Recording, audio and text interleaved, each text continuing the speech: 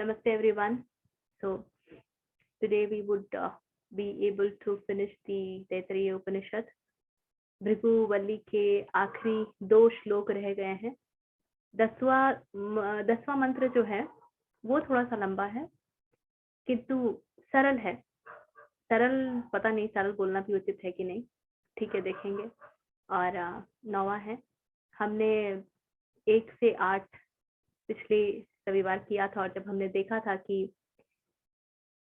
भृगु जब अपने पिता के पास जाते हैं पूछने के लिए कि मुझे ब्रह्म का ज्ञान दीजिए, और वो जिस प्रकार जाते हैं, जिस विनम्रता से जाते हैं, जिस पात्रता के साथ जाते हैं, वो अपने पिता को के पास इस प्रकार नहीं जाते हैं कि आप तो मेरे पिता हैं, आपको तो मुझे बताना ही है, you owe this to me, I deserve this being your सन।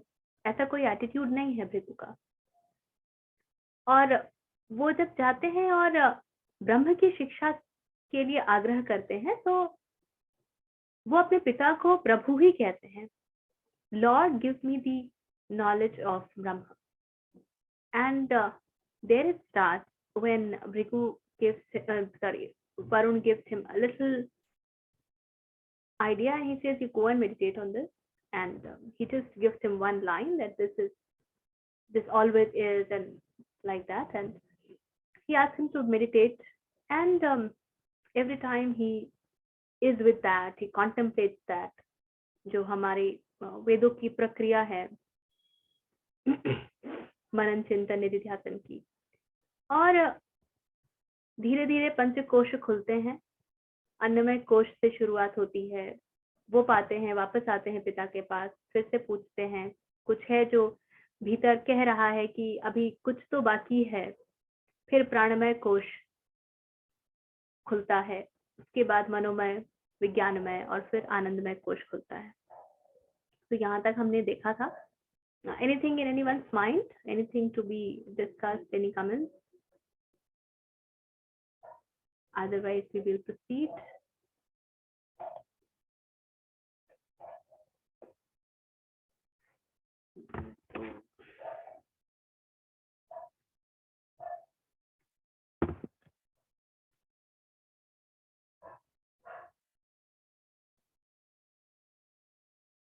नौवें श्लोक में भृगु कहते हैं, नहीं पिता कहते हैं, अभी उपनिषद कहता है, अन्नम बहु कुर्वीत तद्व्रतम पृथ्वी व अन्नम आकाशो अन्नाद पृथ्वी व्योमाकाशः प्रतिष्ठितः आकाशे पृथ्वी प्रतिष्ठा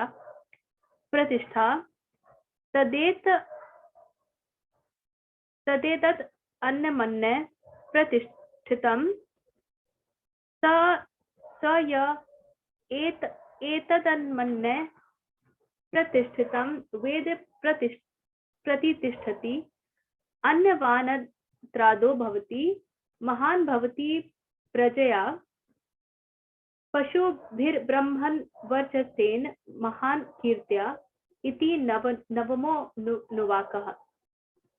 तो नवम अनुवाक कहता है, one should try to increase the quantity of food one has. Let me just share the screen.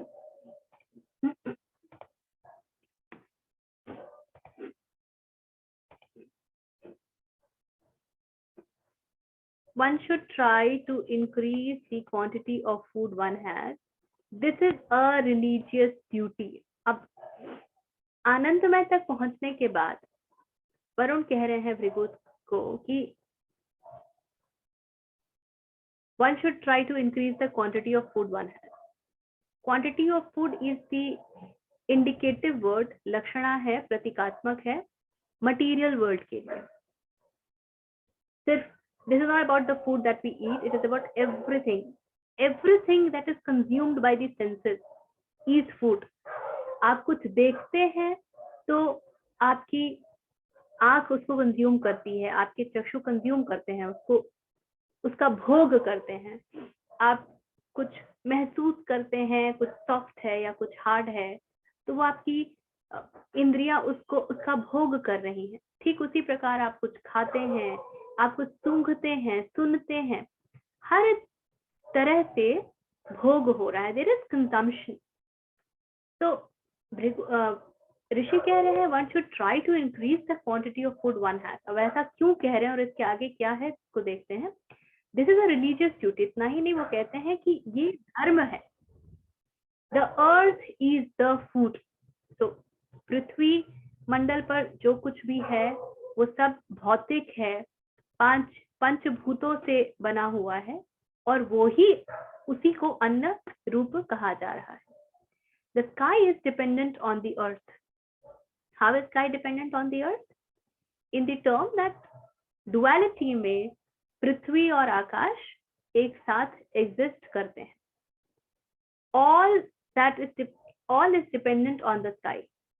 They are both interdependent, one kind of food depending on another. तो द्वैत की दुनिया में हर चीज के बीच में एक रिश्ता है। One who knows this principle of one kind of food being dependent on other becomes highly successful. Highly successful किस मायने में कि उसे पंचभूतों का ज्ञान हो जाता है, उसे पंचभूत समझ में आ जाते हैं, और जब वो भौतिक प्रक्रियाओं को समझ जाता है, one who knows this principle is, it means that one who understands this principle, जो कुछ भी पंचभूतों के बीच हो रहा है उस प्रक्रिया को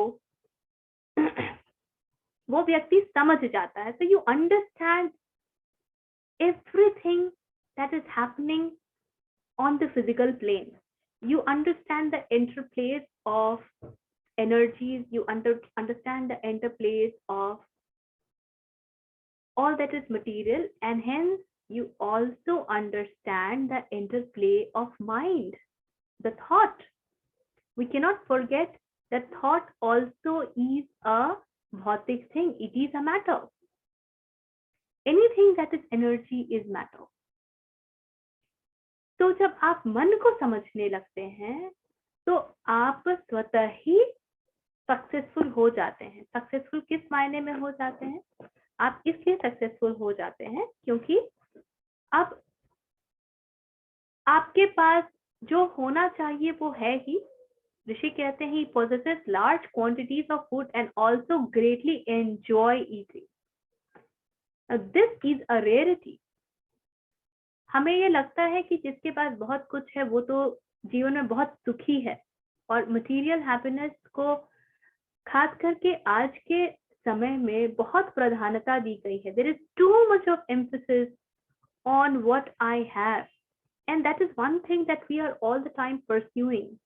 मेरे पास कितने कपड़े हैं, मेरे पास कितने जूते हैं, मेरे पास घर कितना बड़ा है, एक घर है, दूसरा भी घर है, तीसरा भी घर है, कितनी गाड़ियां हैं, घर में क्या क्या चीज है, किस क्वालिटी की चीज है, and so on and so fourth. And उतना ही नहीं, उसके आगे मेरे पास सर्वेंट्स कितने हैं, ये भी बिल्कुल उतना ही मटेरियल इसमें आता है। पारुल वॉल्यूम ठीक है? Yeah, I mean, I think I have to check my, device. So there is then this extension कि सर्वेंट्स कितने हैं, मेरे बच्चे कौन से स्कूल में जाते हैं, हम वेकेशन के लिए कहाँ जाते हैं, and all this is, and we feel when all this is there then only we can be happy. Happiness का ये स्टैंडर्ड आज के मटेरियल वर्ल्ड में तय कर दिया गया। किसी को भी देखना है कि कितना सक्सेसफुल है तो ये देखो कि उसके पास पैसा कितना है, how much he earns, what is the income. You go on YouTube and you will find 6 figures, 7 figures, crores, crazily people will talk of, do you want to make this much money in this much time? Time is money. So money is a standard way of recognizing how successful we are. But we forget that all that we have becomes immaterial when we are not able to enjoy it. And who can enjoy? Not the one who is attached to it and hence is fearful of losing it. Not at all. Not the one who thinks, I don't know, I have this today, will I have it tomorrow or not? आज तो है, कल क्या होगा?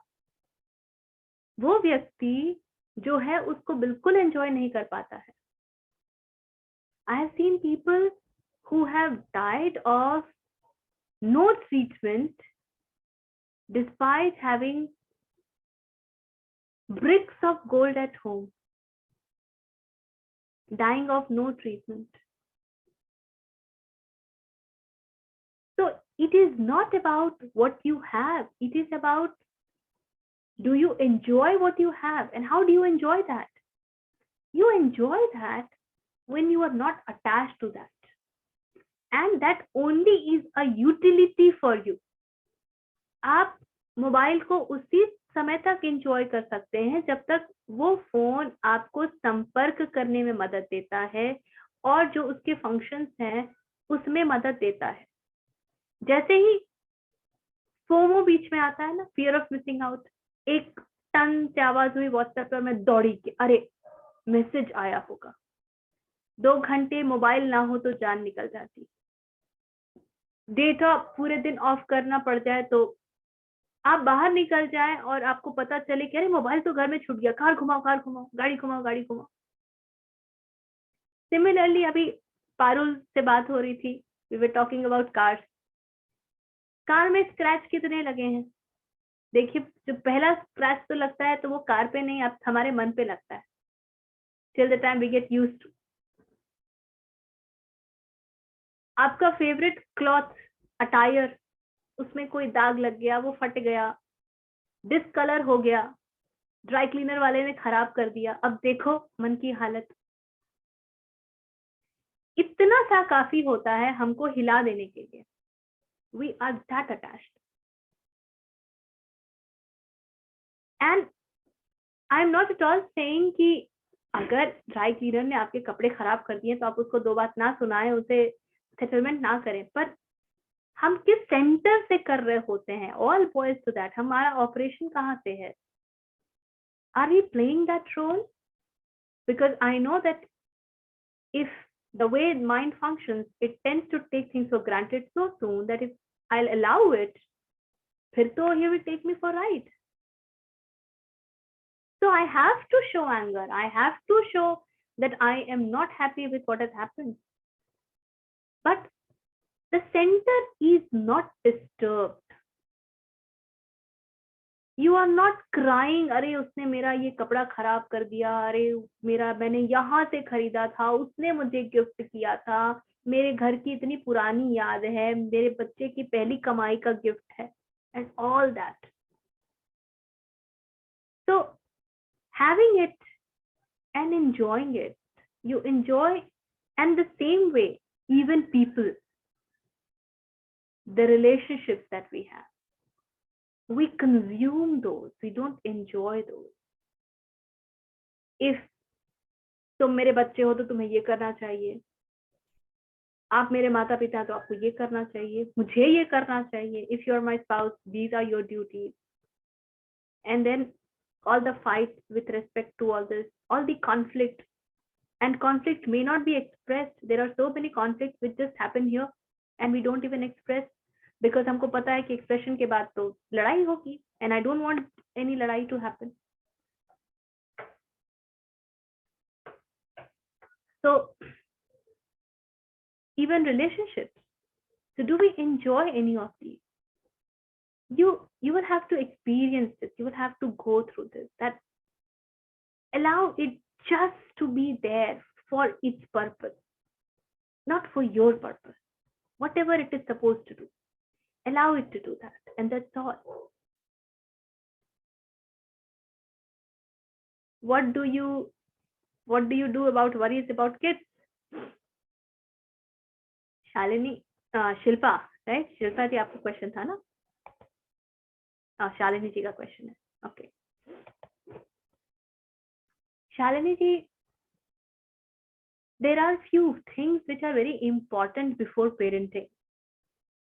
One, we need to recognize that they also have their नियति, उनकी भी एक यात्रा है और वो आप नहीं तय करते हो.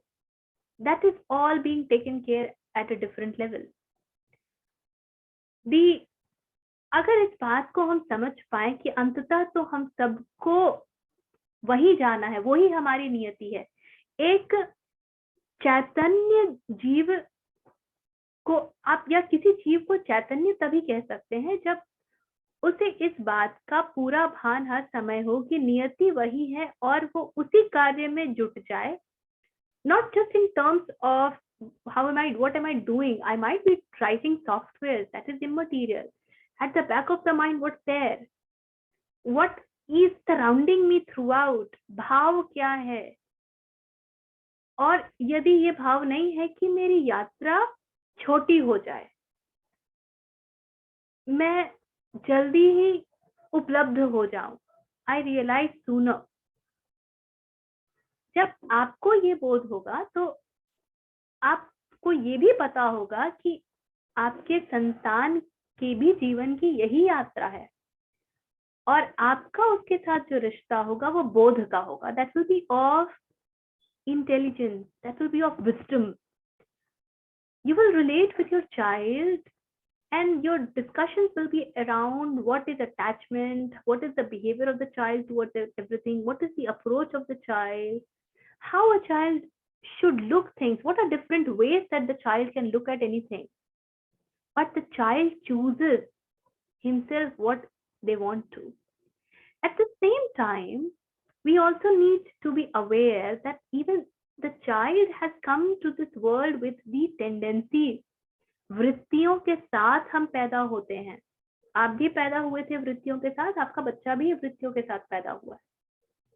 तो कुछ चीजें हैं जो उसके साथ आप सरलता से कर पाएंगे और कुछ चीजें हैं जहां आप बहुत स्ट्रगल करेंगे.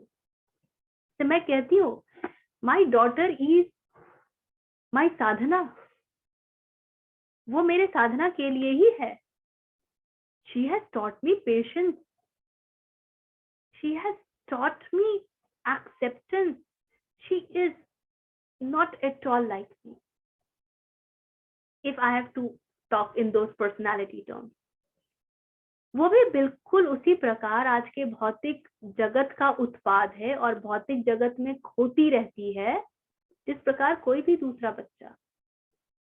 किंतु इतनी सारी यात्रा के बाद अब मेरे साथ इतना जरूर हो गया है that we have our discussions, we have our fun time, we play together, we have our discussion. I also become her alarm clock, but she gets the freedom to choose what she wants to do. The only demand or only condition is, please, whatever you do, do it in wisdom and take the responsibility, because consequences are inevitable. I'm okay you staying up late staying up late at night, but I'm not okay you skipping the class. So you have to know that if you want to stay awake till late, you will not get long hours of sleep, and you be ready to compromise in the morning. I will not see tantrum.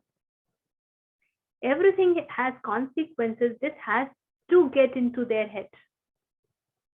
And don't expect that they will immediately learn it. Slowly, बहुत बार hit करना पड़ता है, अलग अलग तरीके से hit करना पड़ता है. कभी प्यार से, कभी डांट के, कभी डंडा भी लगा के. And then you allow them to shape. आपके पास सिर्फ एक कार्य होता है माता पिता होकर के.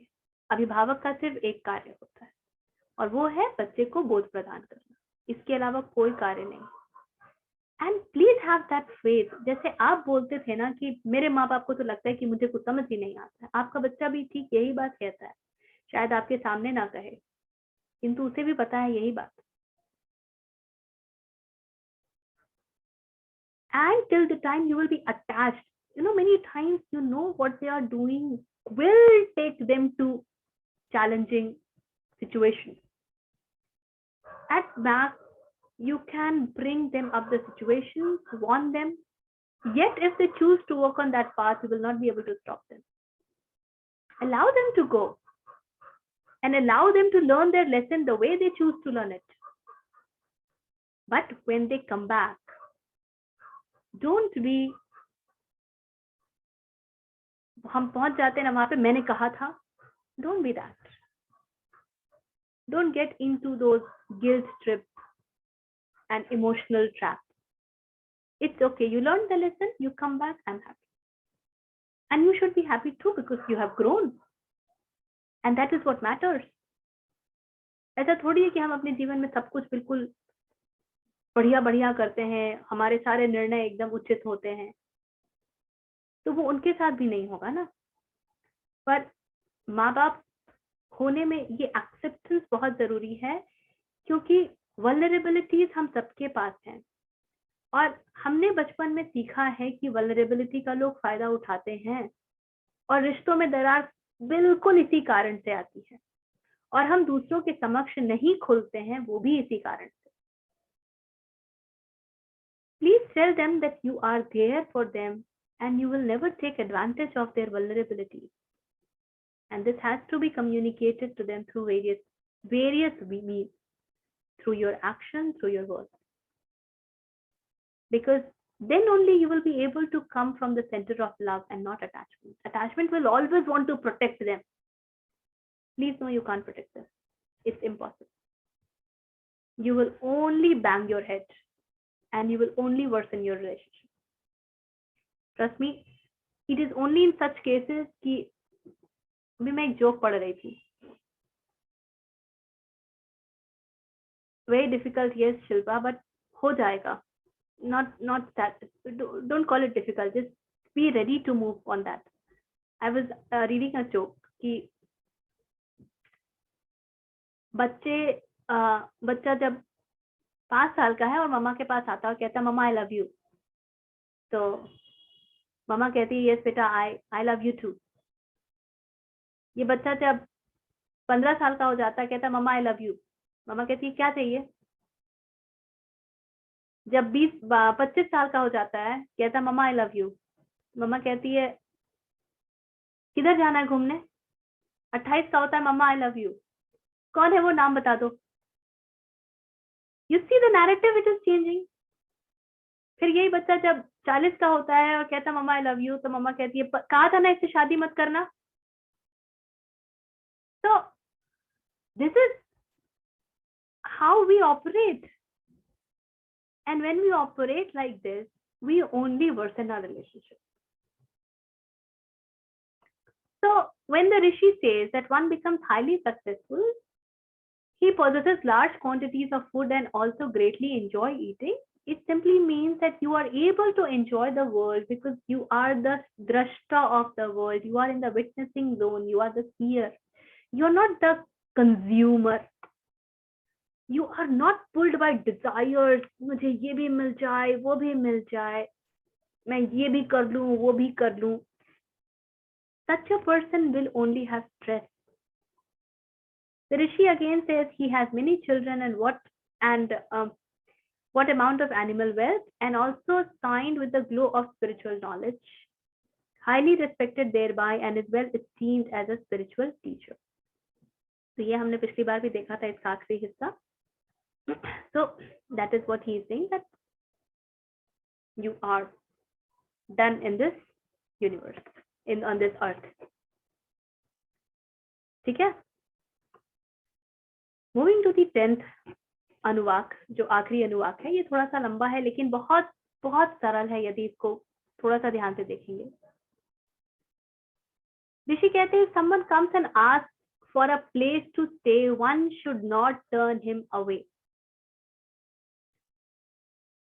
अब बिल्कुल मोरालिटी लगेगी जो हमको सिखाया जाता है कि अतिथि देवो भव. और अतिथि आता है, मुझे याद है कि जब मैं छोटी थी हमारे यहाँ एक अंकल आंटी आते थे और वो कभी भी टपक पड़ते थे और हमने उनका नाम दिया था असमय देव. They would come anytime.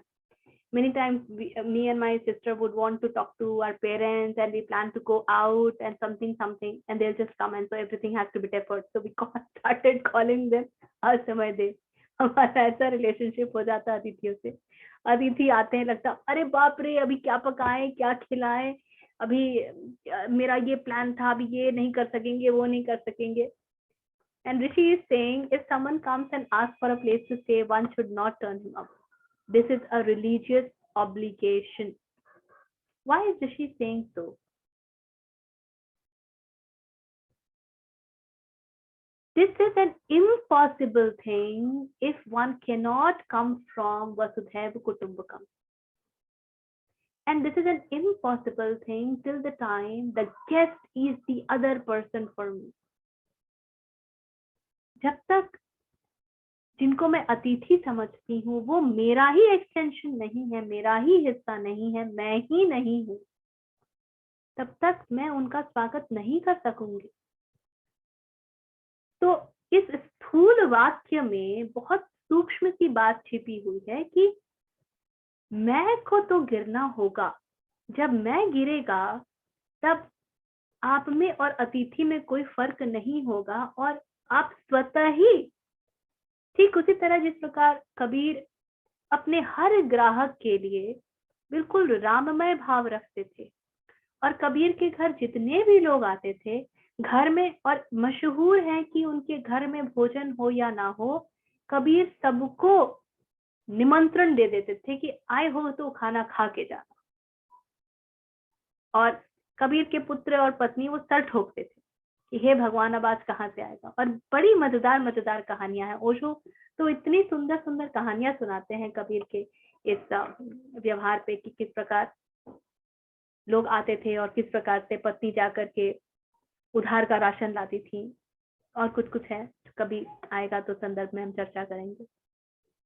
But the point is, ये तभी संभव है जब वो जो मैपन की दीवार है ना कि मैं हूं और गेस्ट हूं और मुझे किसी के लिए करना होगा, वो खत्म हो जाए और एक आत्मीयता समभाव स्थापित हो.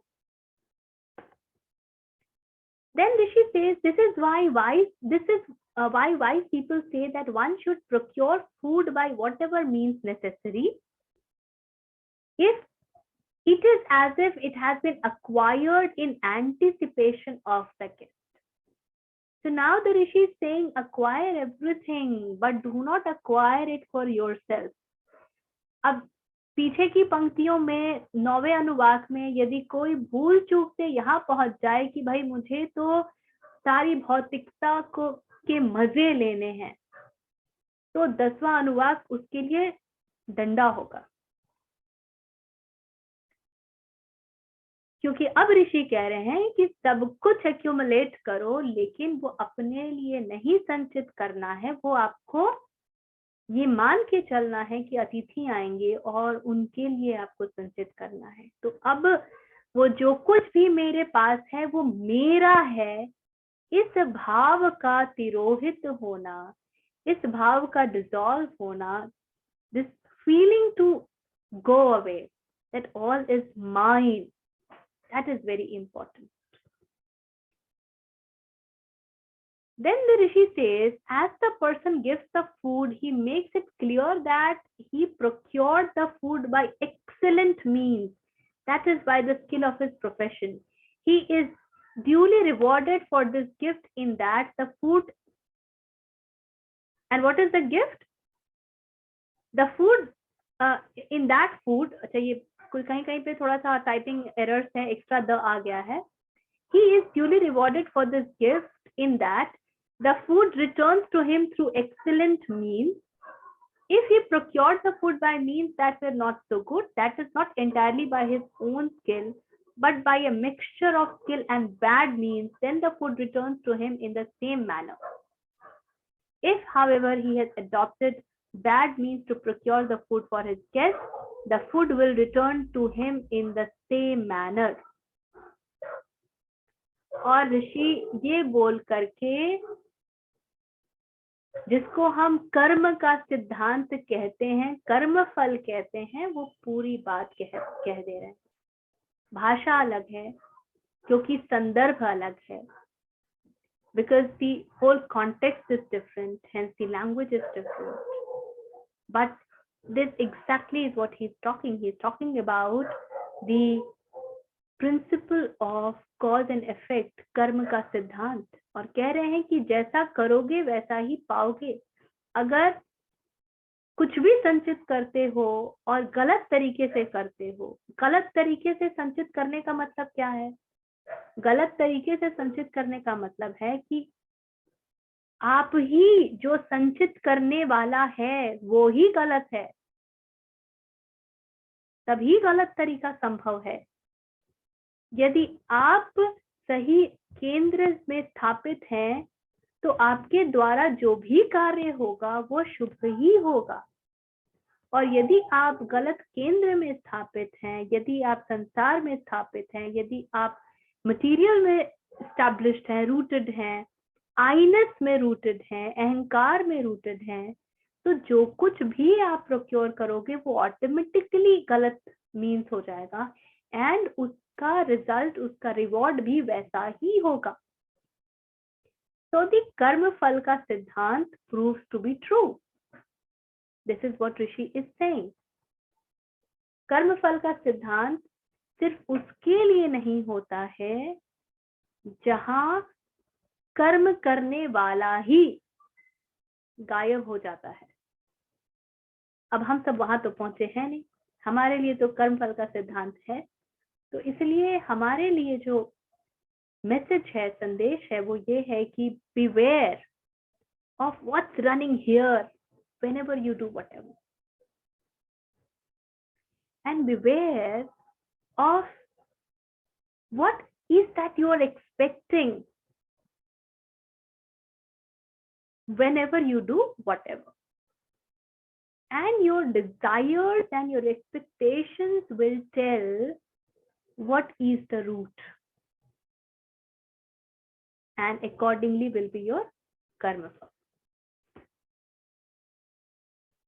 Then the Rishi says, he who knows thus, जो इसे इस प्रकार से जानता है, then what he does, as restraint in speech, वो क्या बोलता है उसके लिए सजग हो जाता है.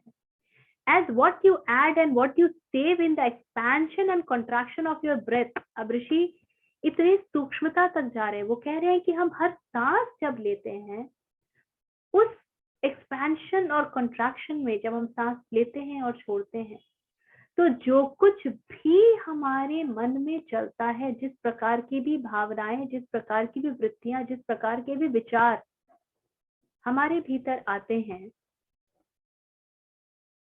in the work you do with your hand, आप जो कुछ भी करते हैं अपने हाथों से, in the movement you make with your feet and in the discharge from your anus, in all this, if you are aware, conscious of the cause and effect principle, you will be rewarded accordingly. And then Rishi says, these activities are the ways of worship at the human level. Because Rishi is talking to humans, वो बात ही कर रहे हैं उसकी जो अन्नमय कोश पर ही बैठा है, इसलिए वो सारे उदाहरण अन्नमय कोश के ही अनुसार दे रहे हैं. Everything that he is saying is with respect to material world.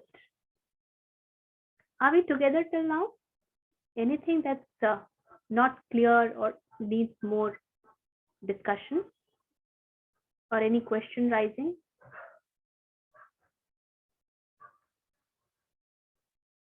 Are we okay till now?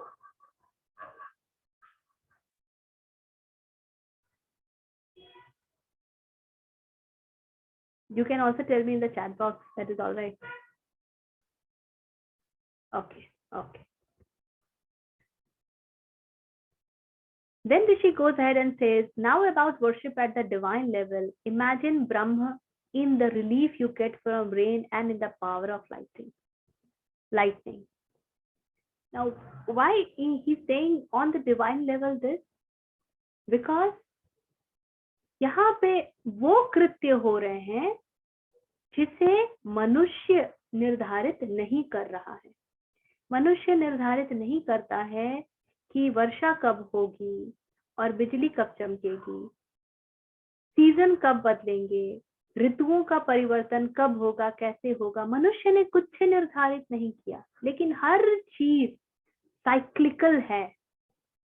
हर चीज अपने समय से ही होती है। Seasons are cyclical, your movement of planets around sun is cyclical, your breath is in a rhythm, everything in this world is rhythm, and we have no control over that. And that is what is called as the dance of the life. Everything has a rhythm,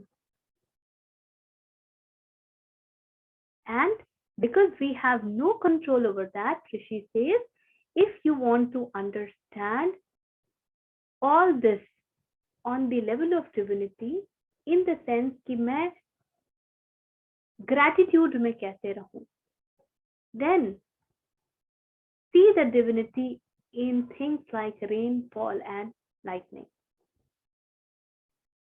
आज की स्थिति में हम इनको scientifically explain करते हैं, और मनुष्य के इतने सुंदर सुंदर कृतियां हुई हैं कि अब हम ग्लोबल वार्मिंग फेस कर रहे हैं और हम ऋतुओं में परिवर्तन देख रहे हैं। जो ठंड दिसंबर में होती थी अब जनवरी के एंड में हो रही है। सब कुछ खटका हुआ है।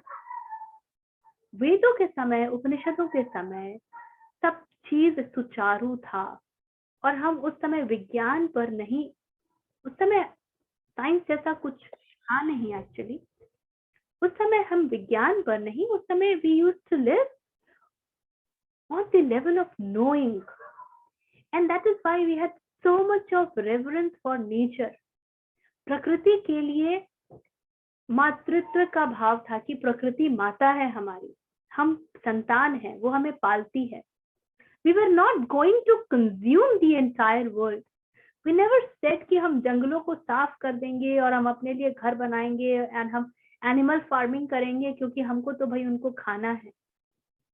There was a sense of gratitude to every animal. Bharat में तो हम जानते हैं कि सांपों को पूजा जाता है, गायों को पूजा जाता है, और कितने सारे जानवरों के लिए अलग अलग, and depending upon which state, which part of the country you live, and which animal is used in supporting your livelihood, those animals are actually worshipped. And similarly, we worship rivers, we worship mountains, we worship the entire nature. So this is what the Rishi is asking you to be in. Then Rishi says Brahma is in everything. In the fame a person has because of the number of animals he owns, in the light of the stars, in the organ of procreation, and in the joy of the prospect of attaining immortality through children.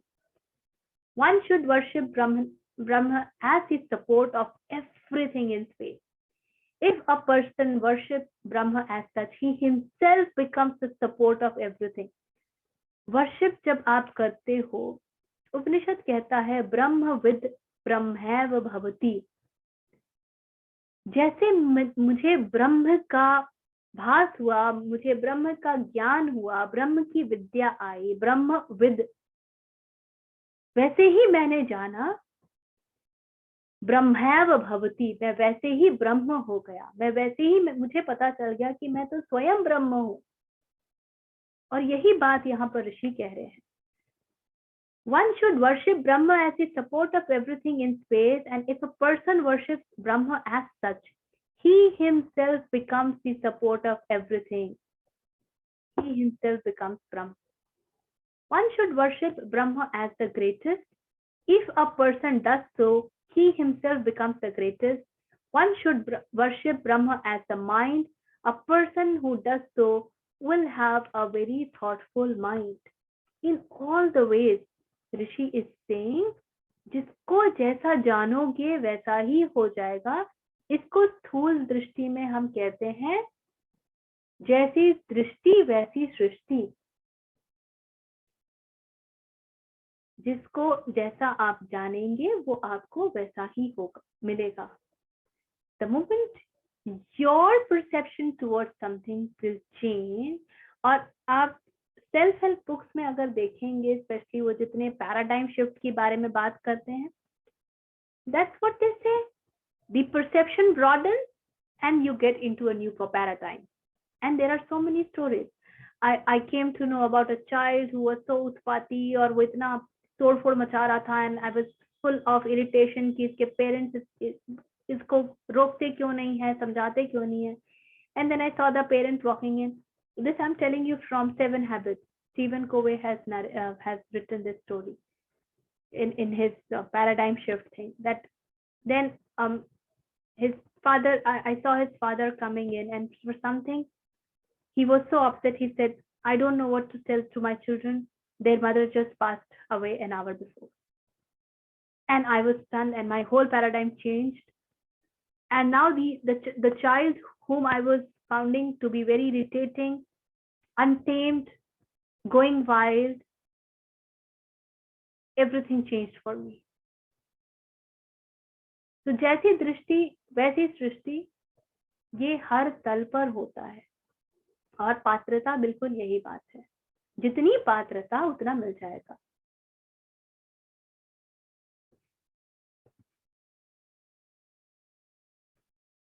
One should worship him as deserving the highest adoration.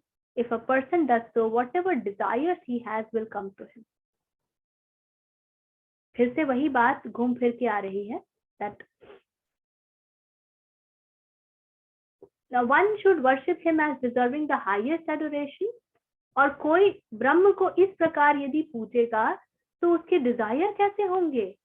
उसके Dzire भी वही होंगे, और इसलिए ब्रह्म को वो प्राप्त भी होगा. What should regard him as supreme? If a person does so, he himself will become supreme. One should regard him as a space where all natural forces merge into Brahma.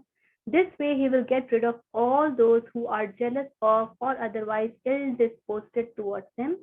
He who is within this body and he who is within that solar orb above are one and the same. And there is complete mergence, there is complete dissolution, the inner and the outer, there is nothing like the inner and the outer, there is total merging. सब अलग अलग शब्दों में बस एक ही बात कह रहे हैं, ब्रह्म विद ब्रह्म भवति, और जैसा देखोगे वैसा ही पाओगे. और कर्म का सिद्धांत ही चल रहा है. क्या डिजायर करते हो? What you desire from the deepest level, that is what comes to you. Because what you desire from the deepest level is who you are, and that is hence what you attract. इसको what you desire ko please never look on the material level. I desire a car. That does not mean car will come to me. I desire a car and I'm going crazy for the car. It means see how much am I getting stressed and in वो क्या कहते हैं, लालच में, in greed of having it. So what will come to me? More greed will come to me. I'll meet people who will promise me more. Delivery का कुछ पता नहीं होगा, but promise definitely आएगी, because I am rooted in more greed, I am rooted in more materialism, so I will get dreams of those for sure. अब उसमें तो fulfill क्या होगा, वो तो समय और भाग्य वो बताएंगे. So that's why, where is the desire coming from, what are you desiring, and for what are you desiring becomes important. And then he is actually talking of something which Ashtavakra Gita will also talk of. He who has this knowledge at no interest whatsoever in this world, जिसके पास ये ज्ञान होता है उसे इस sensory world में कोई दिलचस्पी नहीं रह जाती है. He first thinks he is the body, next he identifies himself as prana, the vital force, then he thinks he is the mind, next he identifies himself with the intellect, and following this he identifies himself with the Ananda bliss. So this is the journey that he goes through. At this point he goes wherever he likes, choosing whatever he likes. He is full of Brahmananda and expresses his joy and astonishment in words which hardly have any meaning. Everything is nullified, everything dissolves. Nothing holds meaning. And this is what Ashtavakra Gita is full of. Initially उसको पढ़ने से लगता है ये क्या है? I am neither this, I am neither that. अगर आपको लगता है कि आप बंधन में हैं तो आप बंधन में हैं. अगर आपको लगता है कि आप मुक्त हैं तो आप मुक्त हैं. This is how Ashtavakra Gita talks. And Ashtavakra Gita is the document of Vishuddha Advait. It's a pure Advaitic and it's so beautiful. You can actually dance with it if you become easy with yourself and the attachments and the desires.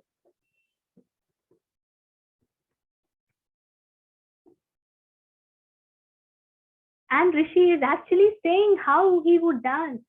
Oh, I am food, I am food, I am food. I am the eater, I am the eater, I am the eater. So you can see the duality. मैं भोजन भी हूँ और मैं भोक्ता भी हूँ. इसी को शंकराचार्य कहते हैं निर्वाण षटकम में, न भोज्यम न भोक्ता. ना मैं भोजन हूँ ना मैं भोक्ता हूँ. दोनों बात एक ही है. एक पूर्णता का अप्रोच है जो कि उपनिषदों का अप्रोच रहा है, और एक शून्यता की बात है. मैं ये भी नहीं हूँ, मैं वो भी नहीं हूँ. ज्ञान योग है, नेति नेति है. और यहाँ पे मैं ये भी हूँ, मैं वो भी हूँ. मैं जब सब कुछ हूँ तो मैं एक्चुअली कुछ नहीं हूँ. I bring together food and the eater of food and thereby create the living body. So I am everything. I am the firstborn, being the predecessor of the world, both visible and visible, and even of the god and goddesses. I am the giver of liberation. मैं ही स्वयंभू हूँ, सबसे पहले जिसने जन्म लिया वो हूँ, और मैं ही मुक्तिदाता भी हूँ. He who gives me as food to someone who needs food is then indirectly protecting me, because he who gives me food as someone who needs will only be able to give if he is rooted in the sense of non-duality. अगर एक भिखमंगे को देख के ये भाव आता है कि ये भीख क्यों मांग रहा है और ये अलग है, तो मैं उसे जो भी दूंगी वो कभी फलित नहीं हो सकता है, क्योंकि मेरा केंद्र अलग है. अब ये भिखमंगे भी उस वक्त के जो थे वो वाकई भिखमंगे नहीं हुआ करते थे. उस समय भिक्षु भी अलग प्रकार के थे. आज की स्थिति में तो हर चीज जो है वो कॉर्पोरेटाइज हो गया है. भिखमंगे भी कॉर्पोरेटाइज हो गए हैं, उनकी भी अलग गुट है. They are all being handled by big this thing. But if someone knowing me as food does not give me away to a person who needs me, I may then eat him up myself. I swallow this whole world. Why will I eat him up? Because the one who is not able to give with that feeling is rooted in I, is rooted in ahankar, is rooted in ego. And ego means vinash.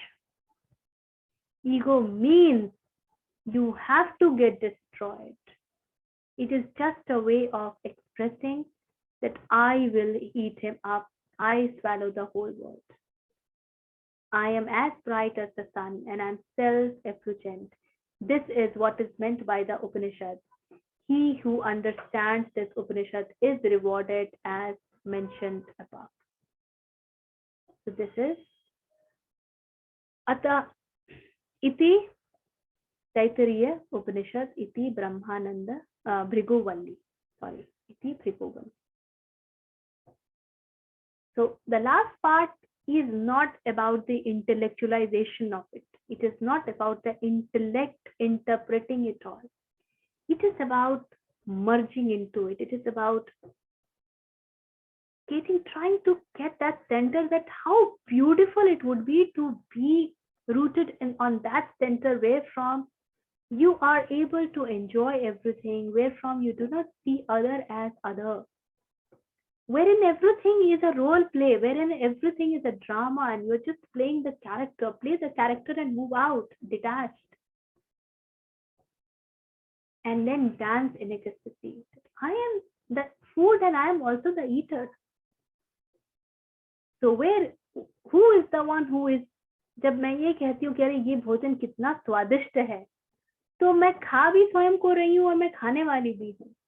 तो क्या स्वादिष्ट है, किसके लिए स्वादिष्ट है?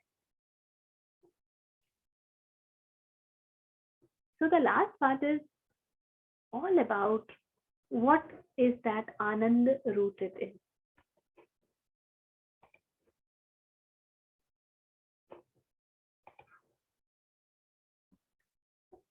Yes. So what is opening up for you? Thus we finish the Taittiriya Upanishad. Anything you want to ask or add or say?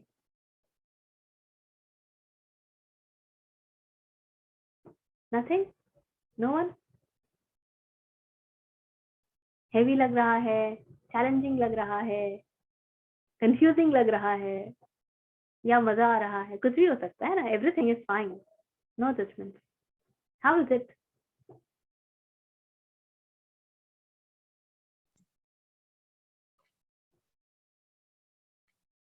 It's okay. This is, all this is big stuff that comes to us. गाय के जैसा ना हमें जुगाली करना आना चाहिए, एक एक शब्द को पकड़ पकड़ के, चबा चबा के, being with that. And when you be with that, then it's like abhi, it's a closed flower and slowly it opens up, it blossoms, and you get that fragrance. But only if you be with that, because the flower has its own process. It will not happen by your will. So when you be with that, and you chew everything slowly and gradually, allow it to sink in. Do not pass judgment. That's one of the biggest blocks that we create in allowing something to manifest in us. We want to judge, we want to form opinions. ये ऐसा है या वैसा है, ऐसा है या वैसा है. And that's a very big roadblock. So allow it to flow. Let it come to you slowly and gradually. If something is not understood, it's okay. Maybe I am not prepared right now, and maybe slowly and gradually I will receive it. And just stay in that feeling. Today I was looking for a book. I had bought that book in 2018. 2-3 पन्ने पढ़ के मैंने उस पुस्तक को कभी पढ़ा नहीं. And a friend of mine has been through certain experiences, and he said that no, you open up that book. So I said ठीक है. And बीच में मैंने काफी कुछ घर के अरेंजमेंट्स में चेंजेस किए थे, तो काफी किताबें जो पुरानी वो टिपिकल पड़ी हुई थी मेरे पास कोवे वोवे की, तो वो सब ऊपर चढ़ गई थी. और उसमें ऐसी भी काफी पुस्तकें चढ़ी थी जो मुझे लगा था कि ये तो मैं पता नहीं पढ़ूंगी नहीं पढ़ूंगी. तो मुझे लगा था मैंने इस पुस्तक को भी उनके साथ ही ऊपर चढ़ा दिया. मैंने सब ढूंढ लिया, मुझे मिला नहीं. Then I came back to my bookshelf and it struck to me, oh my God, am I even open to receive the book? And the moment I became aware of this, जिस पुस्तक पे हाथ रखा था उससे तीसरे बाएं की तरफ वो छोटी सी पुस्तक पड़ी हुई थी, घुसी हुई थी. और मैं अपने बुक शेल्फ को 2-3 बार पूरा देख चुकी थी, मुझे नहीं मिला. और बहुत अचानक से मिल गया. अब इसमें कुछ एसोटेरिक है, मैं ऐसा नहीं कह रही हूँ. There is nothing so magical and all that. वो नहीं कह रही. All I'm saying is your receptivity plays a big role. So just see to it that you don't block your receptivity.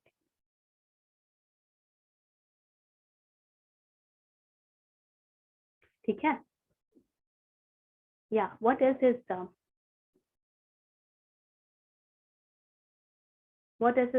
emerging for you?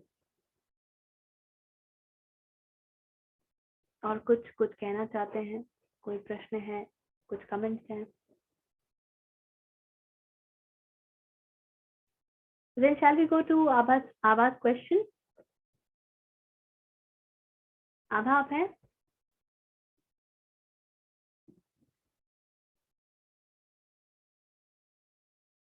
बाप रे इतना सन्नाटा.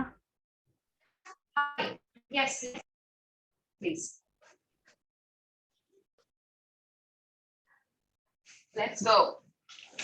Yeah.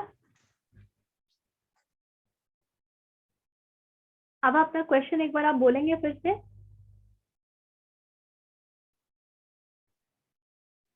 Yes. Let me think. So when we talk about detachment, or when we say कि it's my sharir is being put through this challenging situation. The communication is between sharir to sharir, and it's not me that is getting affected. जब आपको ये feeling आती है, then do you get negative? Do you get you know, हम attachment नहीं होना बोल रहे हैं, लेकिन नीरस तो नहीं हो जाते हैं हम कहीं, या आई डोंट केयर ऐसी वाली फीलिंग आ गई, and then we miss the point, right? We have to be more compassionate and not dry. So that was the danger that I started to see. Therefore, Correct. So you're saying that detachment में कहीं नीरसता तो नहीं आ जाएगी, और we become careless towards it. हमारा attitude ऐसा तो नहीं हो जाएगा. Is that what you're saying? yes. मतलब दो क्वेश्चन मैंने कंबाइन किए थे शायद, एक वो था और दूसरा बोल देती हूँ, रिलेटेड नहीं है लेकिन फिर भी ये है कि you know I started to look at things little bit critically. ऐसी जैसे एक ये भी है कि ये भगवत गीता का है वैसे, कि आप जो भी करते हो अच्छे कर्म, अर्जुन कहता है ना कि अगर हम सक्सेसफुल नहीं हुए इस जीवन में तो सब वेस्ट हो जाएगा क्या. देन कृष्णा सेज कि नहीं, जो कुछ भी आप करते हो अगर आपने मोक्ष नहीं भी पाया तो भी नेक्स्ट लाइफ में आपको ऐसा जीवन मिलता है कि जहां आप जो भी आपने अटेन किया है, you start from there. You basically don't start from scratch. Now, how I link these 2 points is they both take you to a similar thinking कि चलता है, you know, 100% अचीव नहीं किया तो बैंक बैलेंस तो बन रहा है, नेक्स्ट में कर लेंगे बाकी का. तो लेजीनेस, रिलक्टेंस और सामने वाले को बेवकूफ समझना, ऐसे वाले यू नो खुद को बहुत ज्ञानी समझना, ये वाली फीलिंग्स नहीं आ जाए. ठीक है, so we'll take it one by one. First, let's look at the attachment part. जब अटैचमेंट नहीं होता है तो आप कोई भी चीज में भाजी नहीं मारते हो. You do not interfere with anything. Then you allow the existential process to do its work, which means the body has also come from the existence. Whenever it will need food, you will allow it to have it. Whenever it will need thirsty, it will give you the signal, you will allow it to have it. You will neither force the food into it, nor will you stop it from having it. जो रिश्ता प्रेम पर बैठा होता है, जो attachment के आगे रहता है, उस रिश्ते की खूबसूरती होती है कि ना तो कोई पुश है ना कोई पुल है. जो है सो है, जिस समय जिस चीज की आवश्यकता है, अप्रोप्रिएट एक्शन, जो कि स्पॉन्टेनियस एक्शन भी हम कहते हैं, which is decided not by me but by the moment.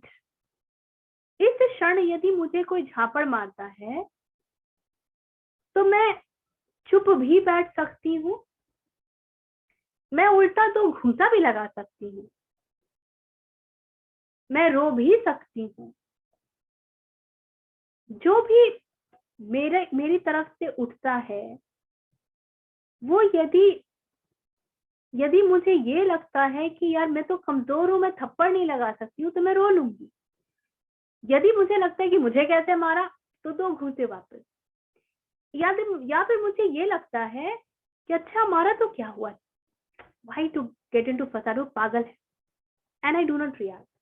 इन तीनों में केंद्र तो मैं ही है, लेकिन यही तीनों बिहेवियर स्पॉन्टेनियसली भी आ सकते हैं, not from the centre of आईनेस. but that will depend upon who is hitting me, in what context is the person hitting me, and why is he hitting me.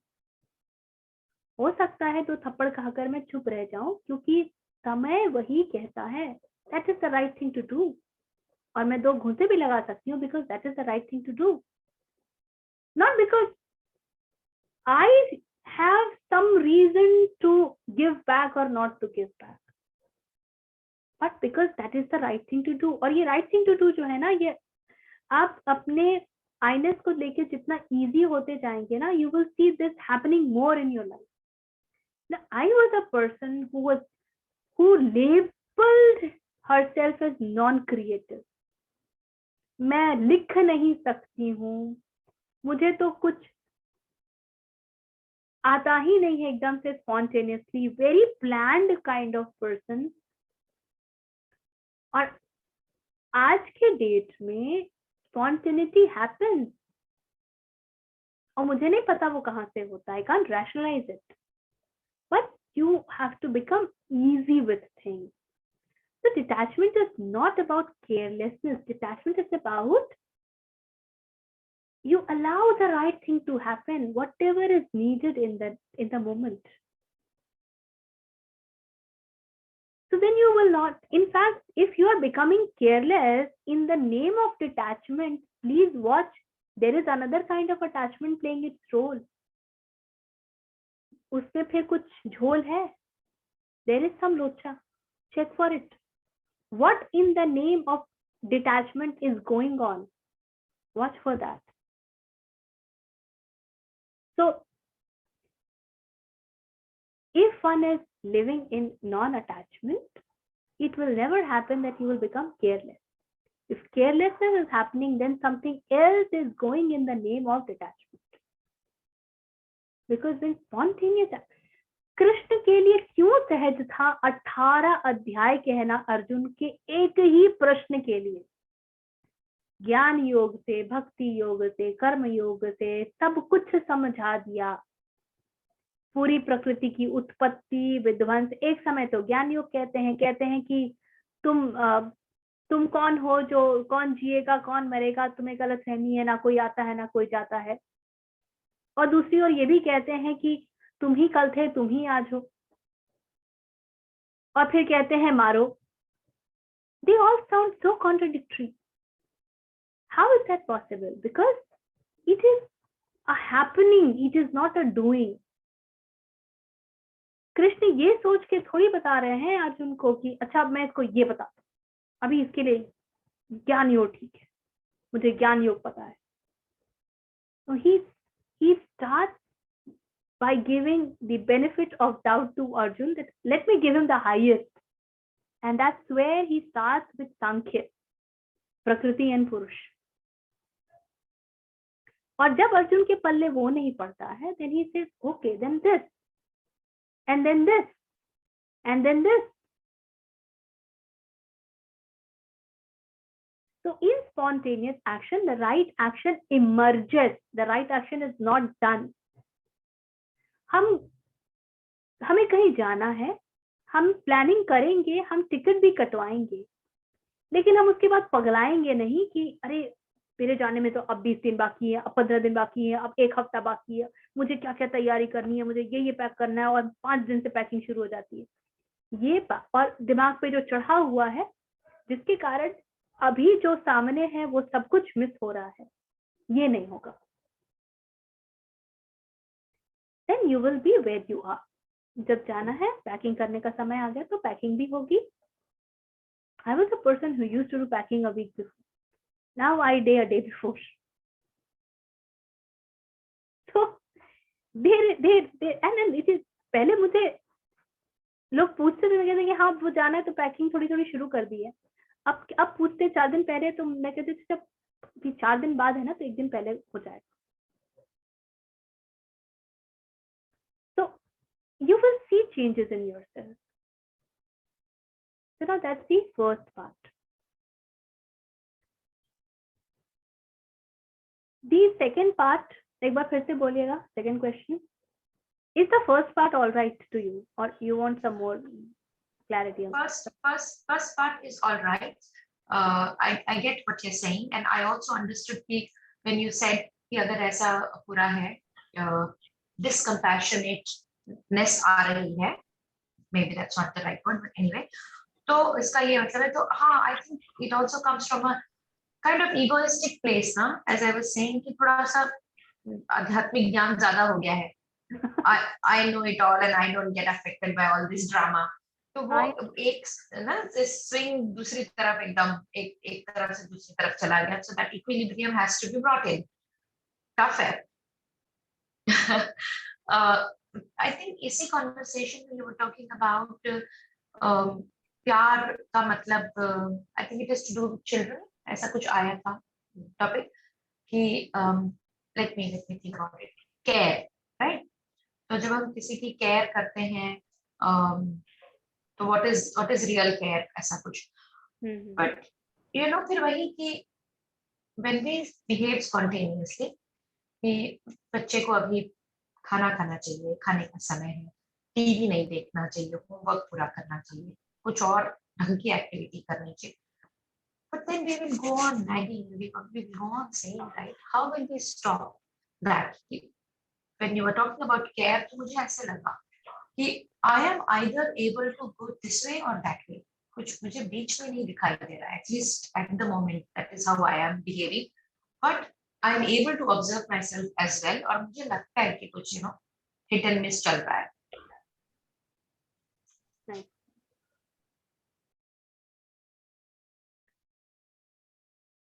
When it comes to screen time itself, you will have to see how have you created the alternative and how and you can't stop them 100% from screen time. It is again the wisdom that you give about screen time. And please do not forget, बच्चे में अभी इतना बोध नहीं होता है, discretionary power नहीं होती है, विवेक बुद्धि नहीं होती है. So do not leave everything on to them. Somewhere you will have to draw the line. You will have to give danda. Danda, the word means, the very word does not mean punishment. The Sanskrit word, it means support. इसीलिए हम छड़ी को भी दंड कहते हैं, जो लाठी लोग लेकर के चलते हैं उसको भी दंड कहते हैं. दंड एक्चुअली मींस द सपोर्ट. तो कई बार हमारा वो बिहेवियर जिसमें हम पनिशमेंट देते हैं, that is a support for the child to come on the right path, because the child is also being driven by their tendencies. Just that, be careful कि आप अपने ईगो सेंटर से नहीं आ रहे हो कि अच्छा अभी टीवी देख रहा है, तुझे मैंने मना किया, तेरी हिम्मत कैसी हुई. बट आप टीवी अभी क्यों देख रहे हो? वी डिसाइडेड टुगेदर कि हमारा स्क्रीन टाइम 2 घंटे होगा. आपके 2 घंटे हो चुके हैं, तो we got to respect it. If you want me to respect things, you also will have to respect. So let's find out what else can you do. बच्चों के केस में ये चैलेंजिंग हो जाता है क्योंकि बच्चा इतना एनर्जी सक करता है और उसे इतना समय चाहिए होता है, specially if there is single child. अगर वो 24 घंटा करेगा क्या? अब उसके पास आध्यात्मिक पढ़ाई थोड़ी है, ना उतनी बुद्धि है, ना उतना विवेक है, अभी तो उसका प्रोसेस ही चल रहा है. तो आपको खपना तो पड़ेगा. If you have a child, आपको खपना पड़ेगा. Please be ready, because that is the consequence of the action of having the child. And then only, and when the child is small, 8-10 years तक, बहुत कुछ आप जो बताते हो ना, वो करता है, वो सुनता है, and all based on how you behave, what the child observes in your behavior. Teenage में आते आते, when the hormonal stuff starts to function, बच्चा एकदम अलग ही डायरेक्शन में जाता है. उस टाइम पे तो आपको लगता है कि आपने जो ये 8-10 साल सिखाया ये सब वेस्ट हो गया क्या? But no, you will have to keep patience, क्योंकि वो एक एज है when the child will, the surge of hormones make the child rebellious. Child will give you ulta jawab. It is again how you deal, and again what kind of conversations you are having, what is the communication through your action and also to the child with your words. You may not see the result immediately, but these are like sowing the seeds. And if you are sowing the right seeds, and if you are manuring, trust me, when the child will be 18-20, you will see the result also. But you will have to keep that patience. Immediately ये बहुत आसान है होना कि specially अगर आप उस phase में जब आप बच्चे का ट्रांजिशन देख रहे हैं कि अब प्री टीन हुआ और टीन हो रहा है, then you might simply go nuts कि अरे ये तो कुछ समझ ही नहीं रहा. बट उस टाइम पे if you are even with a little aware person, you will be able to gather yourself and you will be able to take it through. Okay, so this process will happen.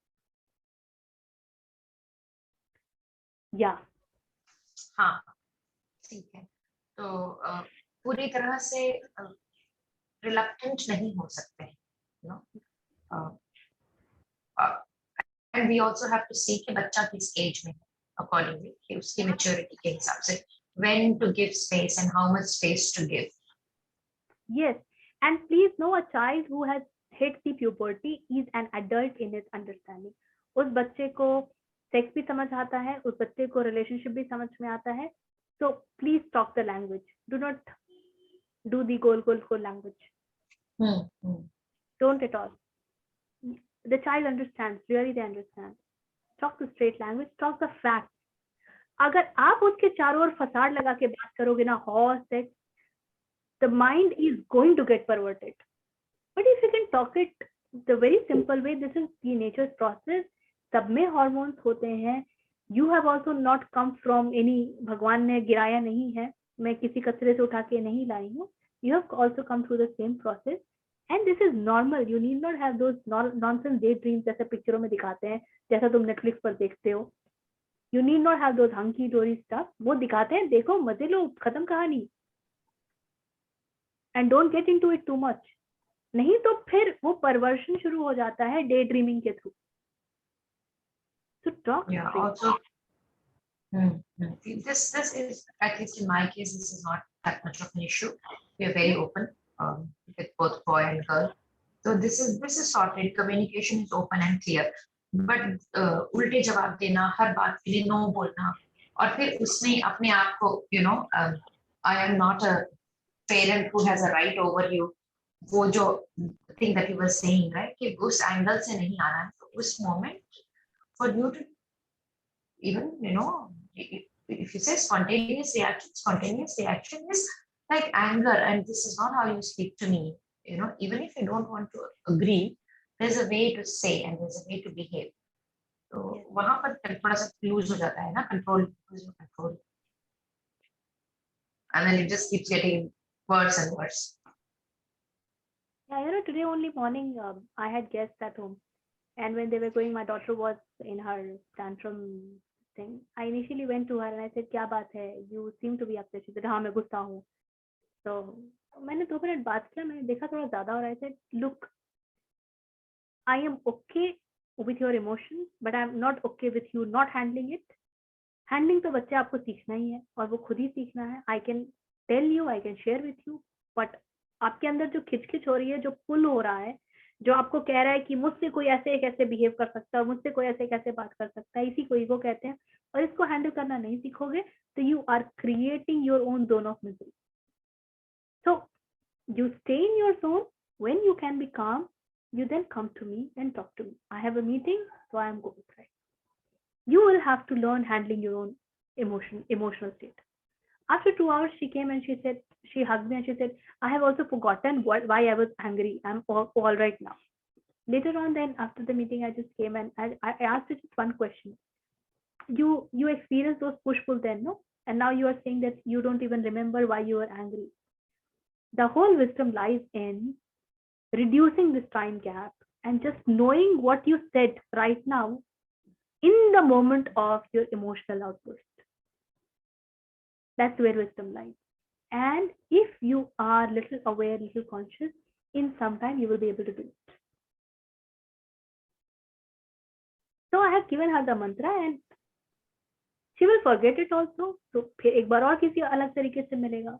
But slowly and gradually this is getting into her whole understanding, and then someday she will be able to implement it also.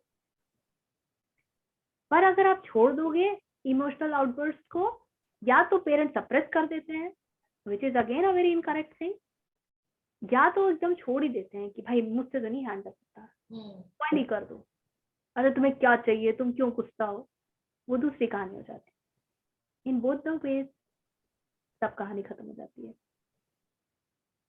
Great great. वही वो जो 2 घंटे 1-2 घंटे बाद जो सोचता है ना कि I could have handled this in different way or you know these could have been my options, वो उस समय नहीं सोचता है।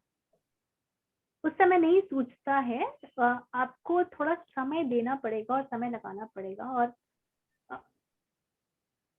have conversation, how was your day, what went well, what did not go well, and tell them आपका भी हर दिन अच्छा नहीं जाता है, you also struggled, you also had your emotional outbursts, and this is how you felt, and this is how the meeting went. Share with this. We are not gods. Not everything is going to be perfect in our life. Let them know this. And then when they see you as real people who also goes through all those emotional dramas and is at times losing, at times handling, at times being wise, then the child is able to open up. Because वो देख रहा है कि यहाँ पे भी वही व्यक्ति बैठा है जो कुछ कुछ मेरे ही जैसा है, पर हम सोल्यूशन सेंट्रिक हो जाने में हर चीज में, अच्छा ये हुआ ये कर लो, ये हुआ वो कर, अरे ये हुआ तो तुम सब, the first thing that happens is what is the feeling that you are going. उस समय उस बच्चे के लिए वो फीलिंग बहुत रियल है, चाहे वो फीलिंग और इमोशंस कितने भी स्पिरिचुअल एंगल से आप देखो तो दे आर माया, पर उस समय बच्चे को नहीं समझ में आएगा माया वाया, उसके लिए तो वो रियलिटी है। So you will have to acknowledge it then, yes, I can understand the push and pull, and this is exactly what is meant by ego, and this is how it behaves. The problem is if you learn to handle it, it will not come and make you miserable. Otherwise you are giving it enough space and energy to become your guest forever. फिर वो तुमको तुम्हारे घर से धक्का निकाल के बैठ जाएगा, फिर तुम बोलोगे कि मैं तो ऐसा ही हो गया हूँ क्योंकि इसके साथ पूरे समय रहता हूँ। Then you will have to come narrate different ways, different, find out different stories. वो narration सब आ जाता है spontaneously if you can see what's happening, you can yourself witness it. बहुत सारे I have seen that you just get to know.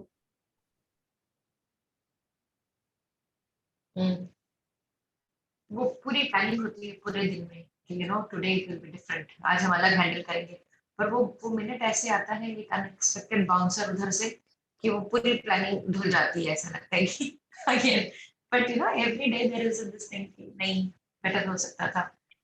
I am looking at reducing that gap as you said, that's where the key is. Better हो सकता था, और वहां पे guilt trip पे नहीं अटकना है कि अरे मैंने ये नहीं किया, नहीं किया, ठीक है, we're all evolving. Please know we are all on a journey, we are all evolving. मैं भी कल जैसी माँ थी, आज जैसी माँ हूँ, उसमें बड़ा अंतर है, और कल शायद जैसी रहूंगी उसमें बड़ा अंतर होगा। I am also evolving. And remember that the child is a role, a mother is a role, and the role play is on. And to be able to, so a lot of things we can't control. Let the existence take over. Let the existence take over. That is very scary for a mother. At least that is very scary for a mother. At this minute, I feel it's very scary. For a mother, identity. For an identity, this has to be scary. Yeah. Identity के लिए तो ये scary है, हाथ से छूट रहा है। I think 2 पॉइंट आ रहे हैं यहाँ पे, एक तो कि ईगो का पॉइंट आ जाता है, एंड आई थिंक दूसरा साक्षी भाव का, जैसे ना वो दृष्टा भाव एंड ईगो दो अगर मास्टर हो गए तो देन दिस बिकम्स इजी, पर वो वहां तक पहुंचने के लिए काफी hard work and hard work मत कहिए, इसको समझिए कि आप अभी जितना तैयार, जितनी जल्दी हो जाएंगी उतना आसान है ना। हार्ड वर्क है, इसका मतलब आपने ब्लॉकेज क्रिएट भी तगड़ा वाला किया हुआ है। नहीं, मैंने लगा है hard work, like I am talking about like my past version. जैसे मैं पास्ट वर्जन में देखती थी, ओ गॉड, हमें ये कितना हार्ड वर्क किया है हमने, लेकिन इट डजंट हैपन ओवर। जैसे आज मैं कहूँ मुझे कल से ना शांत हो जाना है, तो वो तो असंभव, I am being very honest कि असंभव ही है। पर वो तो बहुत धीरे धीरे का, आज मैंने लाइक 5% रिड्यूस किया रिएक्टिविटी, 5, 1, 2, कभी 0, ऐसे करते करते करते करते like it takes a little time, and then I think दो फैक्टर। बैकवर्ड पॉसिबल होता है, आप आगे कभी नहीं ज्वाइन कर सकेंगे। And this process itself is so beautiful because one starts to enjoy such peace and bliss। और कितना मजेदार है ना कि आप अपने बच्चे के लिए पगलाए नहीं हो, इससे ज्यादा मजेदार क्या बात होगा। And you see the parent going crazy कि क्या कर रहा नहीं कर रहा, ये कंट्रोल कर लो, ये भाग रहा है, वो गर्लफ्रेंड लेके आ जाएगा, वो पर्सन लेके आ जाएगा, ये कहाँ शादी करने क्या नौकरी करेंगे, ओह माय गॉड, क्या खा रहा है नहीं खा रहा है, everything. So and you see ये सब चीजें अब आपको बॉदर नहीं कर रही, कितनी मजेदार बात है। And that will only happen when you live your life wisely and your child can see that। या सीइंग वाला हुआ ना, वो सीइंग का काफी है इसमें। जैसे कि ना अभी जैसे ये सिमिलर प्रॉब्लम्स है, ये बहुत कॉमन प्रॉब्लम है। जैसे ये सब I think I was really looking forward to this session specially for this कि या मैंने इट इज ना थोड़ा सा क्या ना रिस्पॉन्सिबिलिटी डाल देती हूँ। जैसे मैं क्या करती हूँ, थोड़ा रिस्पॉन्सिबिलिटी डाल देती हूँ, तो फिर तो आप केयरलेस मदर दिखोगे ही। I was labeled that I am a pathetic mother. I don't know. I don't care. Okay. दुनिया को तो आप केयरलेस मदर दिखोगे, पर आपको पता है at the core, you know my daughter asks me these questions, आप मुझे इतना डांटते क्यों नहीं हो? She asks me these questions, आप मुझे डांटते क्यों नहीं हो? तो ऐसे कि अगर मैं तुम्हें डांटूं तो तुम क्या सारे काम कर लोगी? तो कहती है नहीं करूंगी। मैंने कहा मुझे पता है ना नहीं करोगी, इसलिए नहीं डांटती हूँ। अरे मैं कितनी लकी हूँ कि आपको पता है कि डांटने से सारा काम नहीं होता है। And then she responds like this. So they know it, and that is where your communication, and there are times when I ask her what are you going to do and she says मैं नहीं बता सकती, और mother in me gets a झटका also। sure Lita, mother in me gets a झटका also, and then immediately संभालती हूँ, and then say कि ठीक है नहीं बताना चाहते कोई बात नहीं, but I just hope whatever you are doing it is something that brings some quality to your life, और तुम उतनी वाइज हो और तुम्हारा सेल्फ लव है। This is the premise that, and I am okay with that, and that's enough. That's enough. And in your discussions, keep also telling the nuances of social media and all that. आप उनको बचा नहीं सकते हो, you can't create the glass room for them। आज ना कल वो प्रेशर कुकर इफेक्ट बिल्टअप हो जाएगा, वो बर्स्ट हो जाएगा, वो और खराब हो जाएगा, परवर्जन बहुत ज्यादा हो जाएगा। आप उनको सब दिखाओ, अलाउ भी करो और नहीं भी अलाउ करो, और उसकी नेगेटिव चीजें भी दिखाओ, और बताओ कि देखो ये भी हो रहा है और ये भी हो रहा है। इट इज, देखिए, I think YouTube and all that, it's an amazing thing to for जैसी दृष्टि वैसी सृष्टि। आप जो सर्च करते हो डैम इट, उसका सर्च इंजन वही सब थ्रो करने लगता है, जो देखना चाहते हो वही दिखा देता है, उसी की और ऑप्शन देता है। तो अलग ऑप्शन चाहिए तो आपको बदलना पड़ेगा, शुरुआत आपसे होगी, वहां से नहीं होगी ना। तो बस एक इशू ये है कि आजकल के जो जो जनरेशन है, they are, I feel like more informed than us when we were children. Like say for example, जैसे इंटरनेट सेफ्टी को ही ले लीजिए, ठीक है। अब हम लोग कहते हैं कि चलो पेरेंटल कंट्रोल लगा दो, ये करो। अरे आपको तो अभी वेबसाइट का एड्रेस भी पता नहीं होंगे, कहाँ से कौन सी पेरेंटल सिक्योरिटी लगानी है। They know inside out of everything. So because of the technology they are one step ahead. अभी वहां से उनको करना, आई थिंक टेक्नोलॉजी से तो हम नहीं ही उनको कर सकेंगे, बिकॉज दे आर वे, एक तो they are already very clever, on top of it, they have been empowered with the devices. So and technology में because उनका brain ज्यादा ही चलती है. मुझे like today I had to like call कि मैंने से नहीं हो रहा है. So it's quite a like a real challenge है ये screen you know. इसको सही तरीके से कैसे इस्तेमाल करना और आप किन चीजों के लिए इस्तेमाल कर रहे हो, ये बहुत जरूरी है, ये पता होना जरूरी है.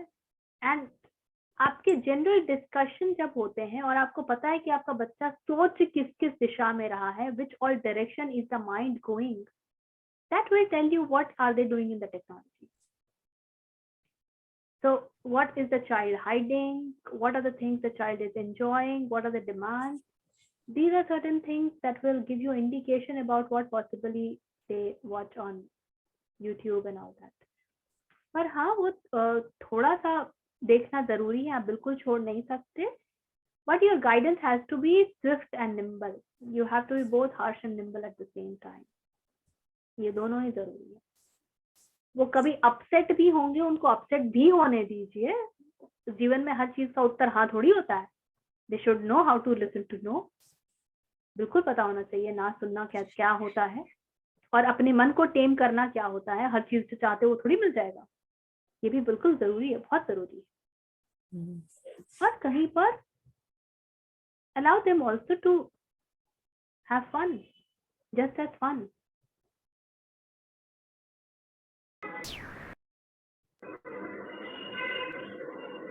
ऋचा जी, ये यूजुअली मैं काफी सारे स्टडीज देख रहा था इसी विषय में कि parenting techniques and schooling techniques in different countries basically. तो एक एमिश कम्युनिटी के पेरेंटिंग टेक्निक्स और स्कूलिंग टेक्निक्स क्या है. सो एक चीज जो उसमें से समझ में आई कि हमारा जो आजकल का जो एजुकेशन सिस्टम है उसमें कोई भी प्रॉब्लम सॉल्व करना वो लोग सिखाते हैं विचार करके, thinking, to think and to solve a problem basically. एक क्लासरूम एरिया में बिठाकर या कैसे भी. तो उससे क्या होता है मेरे अनुसार काफी ओवर स्टिमुलेशन ऑफ इंटेलेक्ट होता है. और ये जो ओवर स्टिमुलेशन ऑफ जो इंटेलेक्ट या माइंड जो भी है फिर वो किसी भी दिशा में जा सकता है, you know. But at the same time ये एमिश कम्युनिटी जो है वहां पर बच्चों को पहले से ही छाटा जाता है. And depending on the this thing not everybody is put in एक प्रकार का एकेडमिक सर्कल. कुछ ऐसे बच्चे जिनका ज्यादा आउटडोर एक्टिविटीज में इंटरेस्ट है. By the way Amish community हमारे जैसे मॉडर्न नहीं है, वो लोग बिना इलेक्ट्रिसिटी ये सब चीजें के रहते हैं ज्यादातर आज भी. तो कुछ लोगों को हंटिंग, फिशिंग, एग्रीकल्चर इस सब में डाला जाता है. तो वहां पर बच्चों का जो डेवलपमेंट है, इतने सारे जो इश्यूज देखने मिल रहे हैं आज, शायद पहले भी होते होंगे बच्चों के साथ. बट डोंट यू थिंक ये ओवर स्टिमुलेशन ऑफ इंटेलेक्ट जो है, मतलब किसी भी प्रॉब्लम को सॉल्व करना है तो विचार कर कर ही सॉल्व करना है, थिंकिंग के साथ ही सॉल्व करना है, उसे एक क्लासरूम सेटिंग में ही सॉल्व करना है. This is sending their mind out of control actually, you know, sending their mind into areas which, you know, it should not be going.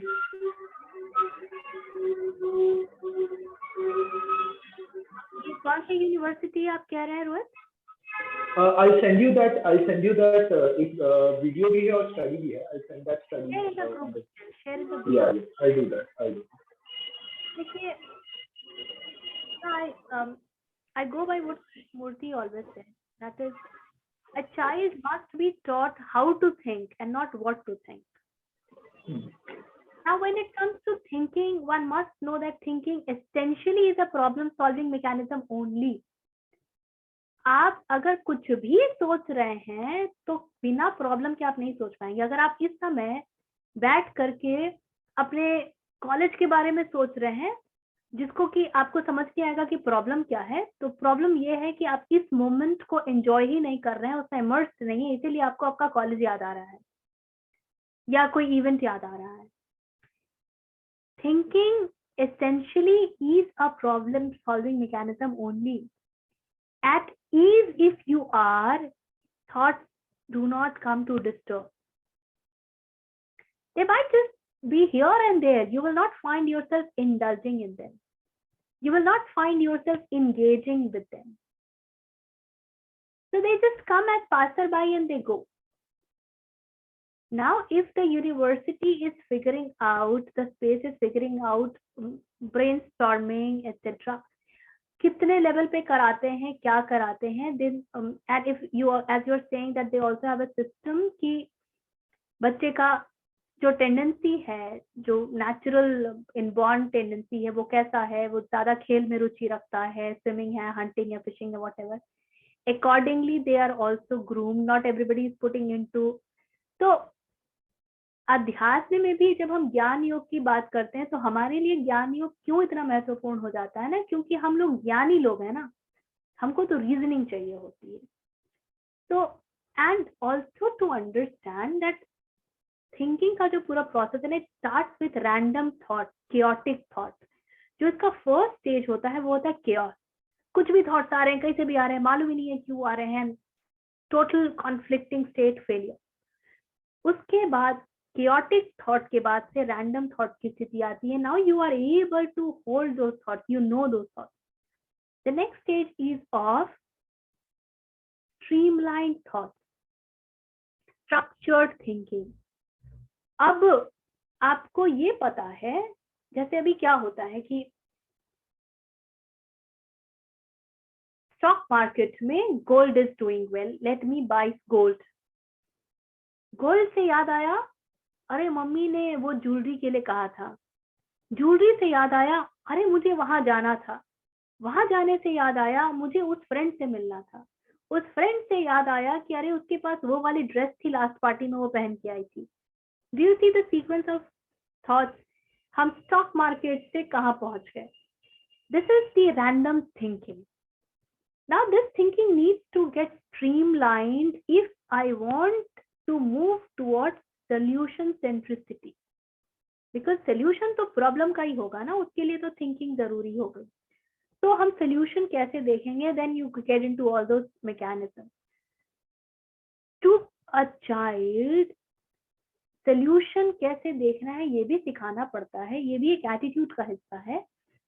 क्योंकि देखिए बच्चा कुछ तो करेगा ही ना, अगर वो ये नहीं करेगा तो आप पाओगे कि वो कुछ ऐसा कर रहा है जो उसके लिए डिस्ट्रक्टिव भी हो सकता है। तो some constructive thing they have to be put into। जब आप विचारणा की शक्ति को पहचान लेते हैं ना, देखिए चिंतन मनन निधि ध्यान में विचारणा की शक्ति का बहुत बड़ा हाथ होता है। जब आप विचारणा को पहचान लेते हैं तब आप उसके पार जाते हैं, उसके पहले नहीं।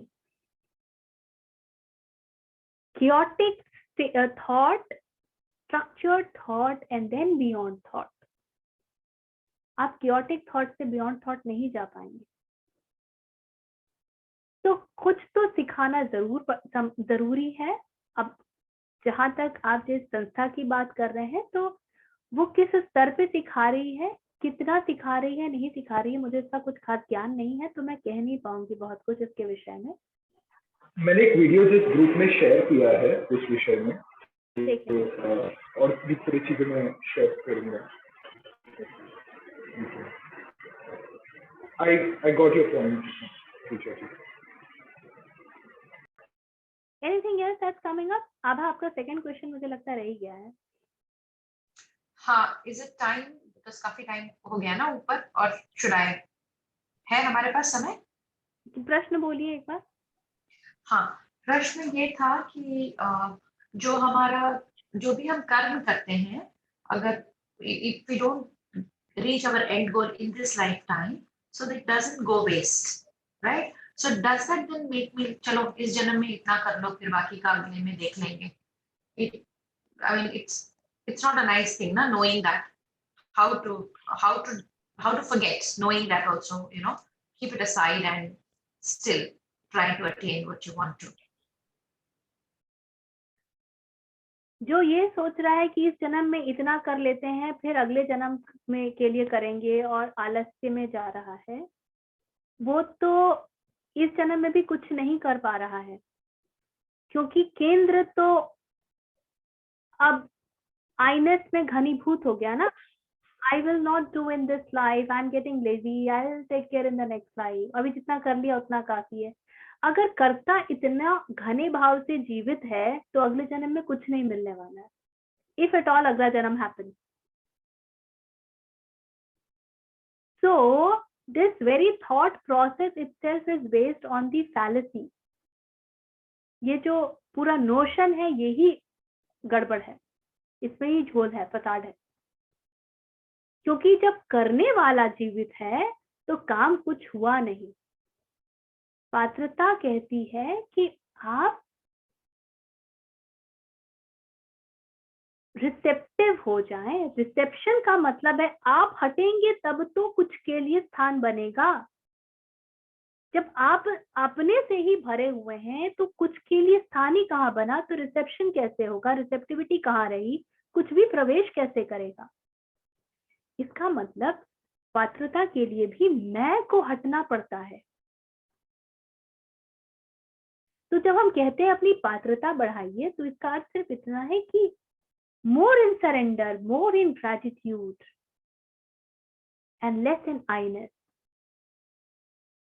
तो उसमें पात्रता स्वयं ही बढ़ती है, हम नहीं बढ़ाते हैं। हम बस इतना ध्यान देते हैं कि हम ग्रैटिट्यूड में हैं या नहीं, हम उसका धन्यवाद कर पाते हैं या नहीं, या हम हर समय शिकायत भाव से भरे हुए हैं, कंप्लेन बॉक्स बने हुए हैं।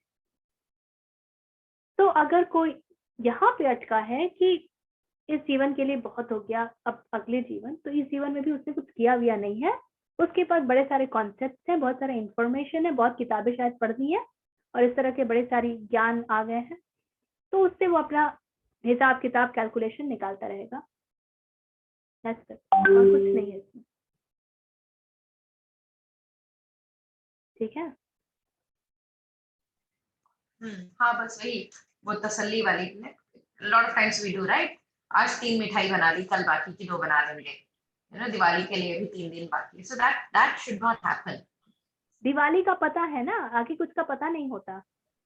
बाकी तो जो पता है वो तो हमको in on basis somebody's experience पता है, वो समबडी का भी हमको पता नहीं, उसने जो अनुभव किया उस अनुभव को जैसे एक्सप्रेस किया और हमने उसको जैसे इंटरप्रेट किया, इतना सारा गैप बीच में आया, उसका भी पता नहीं है। तो हमारा पूरा नोशन ही गड़बड़ है। So not a very wise thing to do. There's no basis for it. But strange that that question came and उसका आंसर ऐसा था। I mean, I have to say मुझे वो आंसर भी अच्छा नहीं लगा कि वो ऐसी तसल्ली क्यों दे रहे हैं। Why did भगवान do it? I think उसमें थोड़ा और भी कुछ अर्थ छुपा होगा। It might not be that simple, you know. कहाँ ये प्रश्न देखा आपने? ये गीता में है ना, अर्जुन आस्क्स कि हमें तो पता नहीं है कि हम युद्ध में जीतेंगे या नहीं जीतेंगे। और I think also he talks about स्थित प्रज्ञ कैसे होते हो, योग कैसे करना है। Then he questions a lot of things। मन तो इतना चंचल है। he keeps giving him tools and advice and क्या करना। he says कि ठीक है, मैंने कर भी लिया, लेकिन अगर मैं सक्सेसफुल नहीं हुआ तो फिर तो सब बेकार हुआ ना मेरा करना। Then Krishna says, मैं शायद वो श्लोक भी बता सकती हूँ। He says वो बेकार नहीं होता है, वो नेक्स्ट लाइफ में आप फिर वहीं से, he says ना, कोई मरता नहीं है और सब शरीर मरता है, this will continue। तो he says कि ये जो भी तुमने हासिल किया ये फिर कंटिन्यू होगा, तो don't think of it as a loss। Gita has to be accepted in the light of truth. That's the biggest challenge with Bhagavad Gita। Gita को अगर आप किसी भी तरीके से इंटरप्रेट कर लोगे ना तो बड़ा कूड़ा हो जाएगा, बड़ा कूड़ा हो जाएगा। ये इसलिए बहुत जरूरी होता है। जब कृष्ण अर्जुन से कह रहे हैं तो अर्जुन एक मनोदशा है, उसमें पात्रता है। देखिए, वो किसी भी स्थान पर कृष्ण को छलावा देने के लिए ये नहीं कह रहे कि हाँ मुझे समझ में आ गया, अब मैं लड़ता हूँ। नहीं समझ में आया तो नहीं समझ में आया, मुझे समझाओ। वो बार बार आग्रह कर रहे हैं, केशव मुझे समझाओ, मुझे नहीं पल्ले पड़ रहा है। अब तुम ये बोलते हो तो मुझे ये समझ आता है, ये बोलते हो तो ये समझ आता है। मैं बहुत छोटा हूँ तुम्हारे सामने, मुझ में नहीं है इतनी बुद्धि। हमारे पास तो बड़ी बुद्धि है ना, हम तो बहुत इंटरप्रेट कर लेते हैं और समझ जाते हैं। तो गीता को वाकई समझने के लिए अर्जुन होना बहुत जरूरी है, अर्जुन वाली पात्रता होना बहुत जरूरी है। So Gita must be looked in the light of truth, otherwise we literally इतनी खूबसूरत इतनी सुंदर दृष्टि है। कृष्ण ने जो कुछ भी संभव था सब कह दिया, सभी उपनिषदों का सार है। लेकिन फिर भी लोग क्लेम करते हैं कि मैं गीता रोज पढ़ता हूँ, रोज पढ़ती हूँ। जीवन देखिए ना, आपको कूड़ा मिलेगा, कुछ गीता नहीं दिखेगी। So Gita has to be looked in the light of truth. This exactly is why these documents must be studied under careful guidance. And anywhere you see that somebody is giving you concept, run away. Run away. Do not take concept. Never take concept.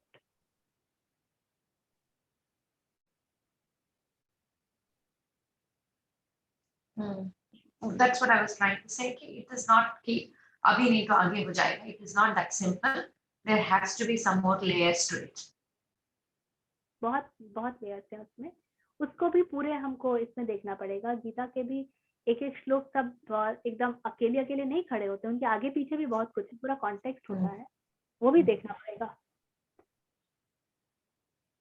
Thanks so much, काफी time दिया आपने आज। नहीं कोई बात नहीं, चलिए ठीक है, प्रार्थना कर लेते हैं। If you know, you can stay with me, otherwise you can just be with it. Take a deep long breath. Om Purnamadah Purnamadam Purnat Purnamudachyate Purnasya Purnamadaya Purnameva Avashishyate. Om Shanti Shanti Shanti.